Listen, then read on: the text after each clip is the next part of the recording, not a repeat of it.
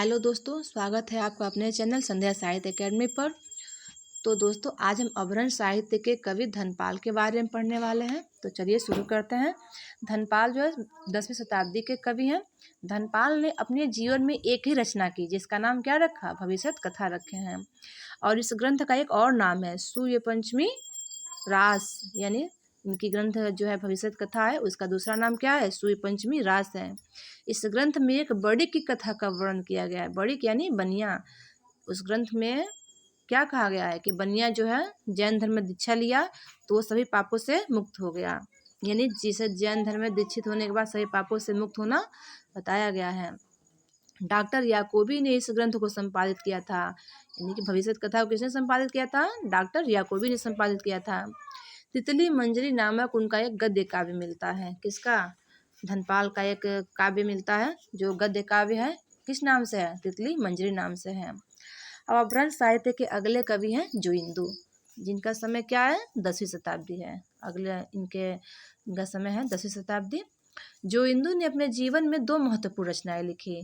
जोइंदू ने अपने जीवन में कितनी महत्वपूर्ण रचनाएं लिखी है, दो रचनाएं लिखी हैं। पहला है परमात्मा प्रकाश और दूसरा है योगसार।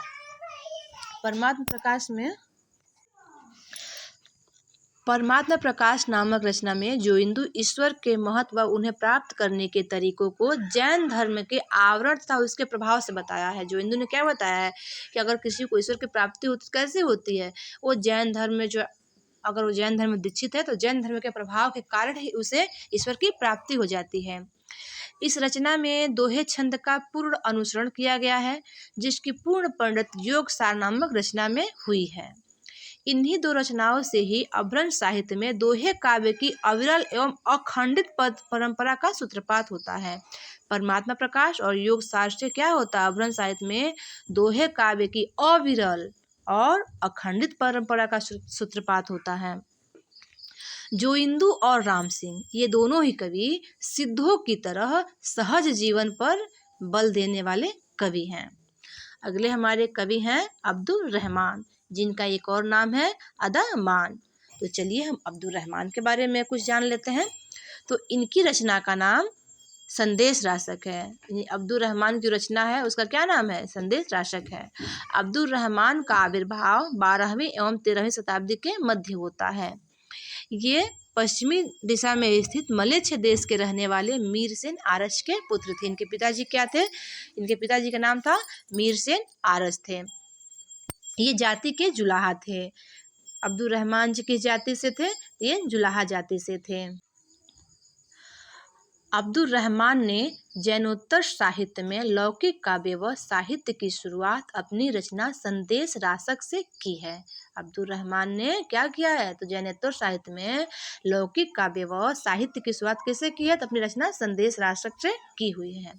संदेश राशक एक खंड काव्य है।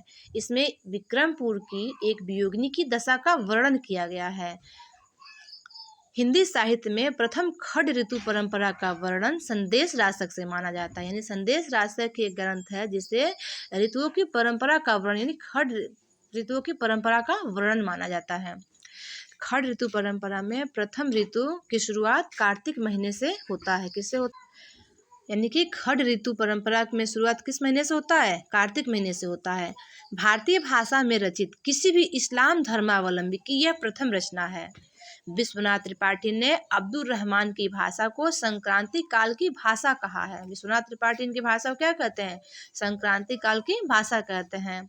संदेश राशक जैन धर्मोत्तर लिखा जाने वाला प्रथम ग्रंथ है। संदेश राशक का प्रभाव सूरदास के गोपियों पर अधिक दिखता है। नंददास की गोपियां इससे काफी हद तक मुक्त हैं। अगले हमारे कवि हैं राम सिंह। राम सिंह का समय क्या है, 12वीं शताब्दी है। तो राम सिंह ने अपने आश्रयदाताओं को दोहा लिख करके जो है उपहार में दिए थे। ये पाहुर दोहा नामक ग्रंथ लिखा, जिसका अर्थ है दोहों का उपहार। इन्होंने एक ग्रंथ लिखा जिसका नाम क्या था, पाहुर दोहा, और उसका मतलब क्या होता है, दोहों का उपहार होता है। राम सिंह को अपभ्रंश साहित्य का सर्वश्रेष्ठ रहस्यवादी कवि माना जाता है। क्या माना जाता है राम सिंह को, तो ये अपभ्रंश साहित्य के सर्वश्रेष्ठ रहस्यवादी कवि माने जाते हैं। तो चलिए आज हम लोगों ने जो है अपभ्रंश साहित्य के इन कवियों के बारे में जाना और जो है अब तक वीडियो में बने रहने के लिए आप सभी का धन्यवाद। अब फिर मिलते हैं कल के वीडियो में, तब तक के लिए आप सबको धन्यवाद।